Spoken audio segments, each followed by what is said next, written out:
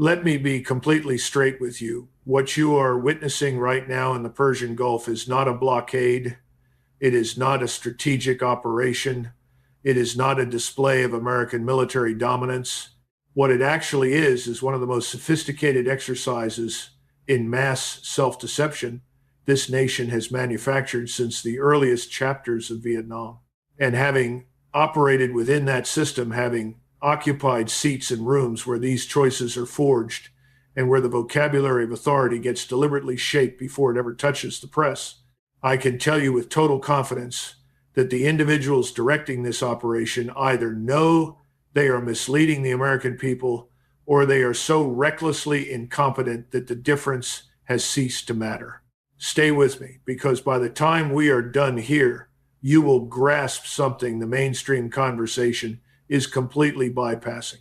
Not just about the blockade, not just about the looming possibility of a second wave of strikes against Iran, but about what this entire episode exposes regarding where American power genuinely sits on the world stage today.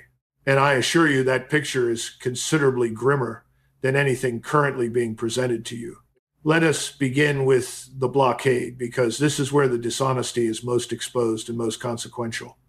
The United States Navy has positioned roughly 3 carrier strike groups across the region.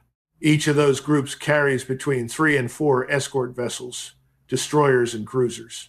Add in the amphibious readiness groups, remove the carriers themselves, because nobody is going to maneuver a 100,000-ton aircraft carrier up against an Iranian oil tanker, and what remains is approximately 11 ships actually capable of boarding a vessel.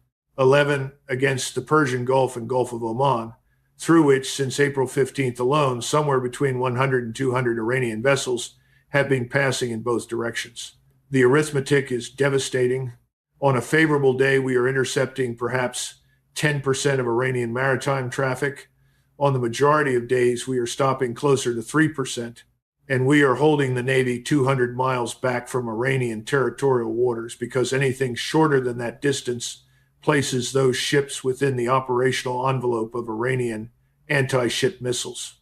So the Iranians simply navigate within their own 12-mile territorial boundary, remain comfortably inside the line, no American commander is going to breach, and the oil flows.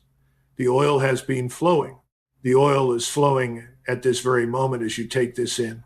What most people fail to appreciate is the magnitude of what Iran has already set in motion.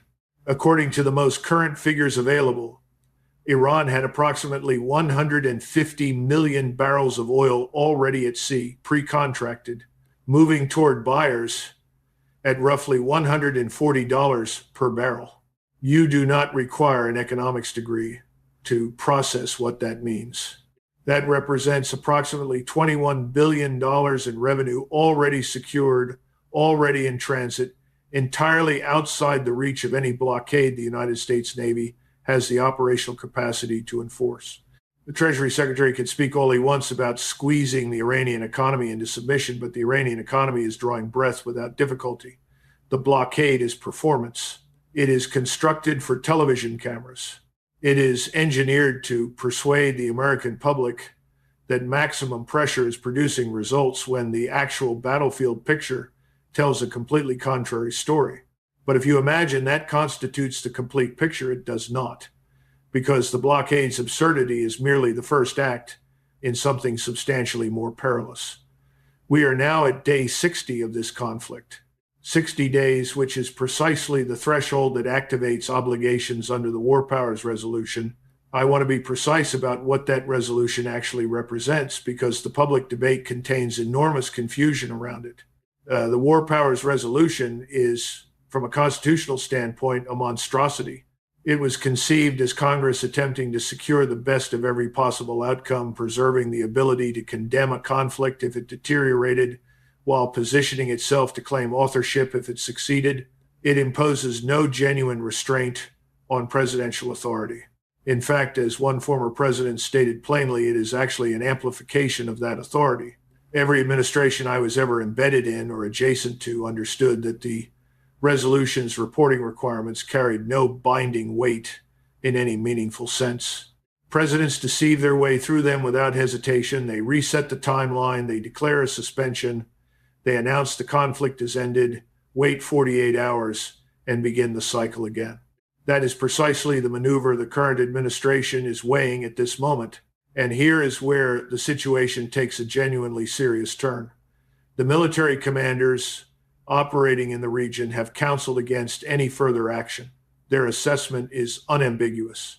We have exhausted what is achievable through air power. Additional strikes will not deliver the stated objectives. They will deplete weapons inventories that are already running thin.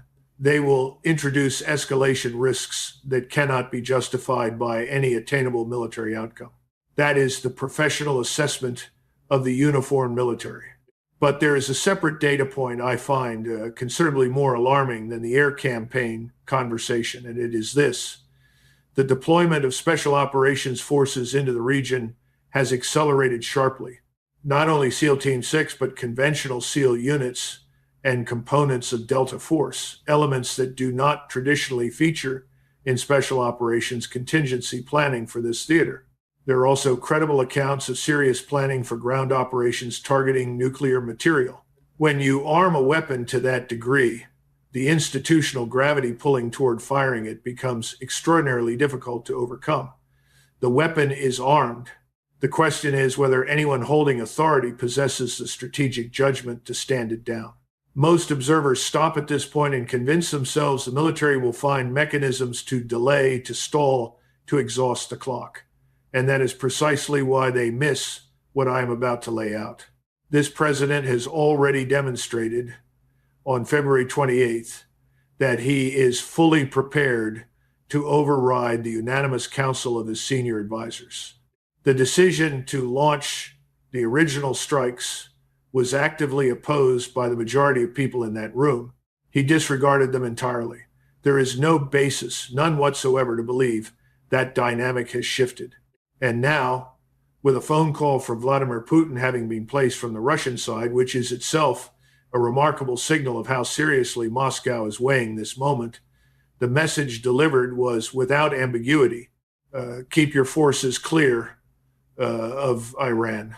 Russia has anchored itself entirely behind Tehran. That communication was transmitted. Whether it was absorbed in any operationally meaningful way is an entirely separate question. What I understand from having functioned within the structure that generates these decisions is that the warning from Moscow is being processed through an ideological filter that classifies Russian statements as inherently bluff-driven and inherently dismissible. That is an extraordinarily reckless cognitive framework to carry into a moment of this magnitude. Putin does not place calls at the presidential level without meticulous calculation. The fact that this represented only the second time he has done so within this particular relationship should communicate something significant about how the Kremlin is interpreting the current trajectory. They are not posturing. They are establishing a documented position ahead of an escalation they believe is already in motion, so that when it materializes, they possess a recorded foundation for their response. That is how serious powers conduct themselves when they are operating in earnest. Stay with me, because this next section reframes everything. The administration has been functioning on the premise, a premise I believe originates directly from Israeli intelligence routed through liaison channels, that Iranian leadership is in collapse, that the strikes have crippled the decision-making architecture in Tehran, that the regime is internally fracturing and approaching disintegration. I have examined carefully the actual profiles of the current Iranian leadership, and what I discovered should genuinely alarm anyone who has absorbed that assumption. The president, the foreign minister, the relevant IRGC commanders, the inner circle around the supreme leader, virtually every one of them is shaped by the Iran-Iraq war. Combat veterans, men who have confronted existential threat directly, who functioned under fire, who constructed the institutions they now govern from within the furnace of that conflict. The notion that these individuals are paralyzed, disoriented, or approaching surrender is not an intelligence finding. It is a fabrication. It is the category of fiction you construct when you require justification for a conclusion you have already reached. There is yet another dimension to this that the administration has miscalculated with catastrophic consequences. When you bomb a civilian population, you do not shatter it, you consolidate it. Every serious